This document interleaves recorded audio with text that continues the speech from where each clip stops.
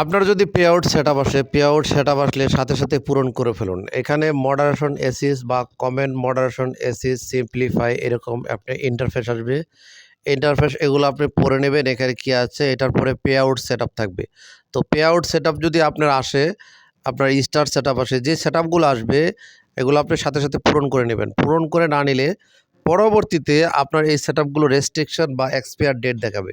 Expire date দেখালে তখন আপনি সেগুলো সেটআপ করতে অনেক সমস্যা হবে। অ্যাড অর এডিট ক্রাইটেরিয়া, যে ক্রাইটেরিয়াগুলো আছে, ক্রাইটেরিয়া শর্তগুলো পূরণ করার পরে আপনি পে আউট সেটআপটা করে ফেলবেন।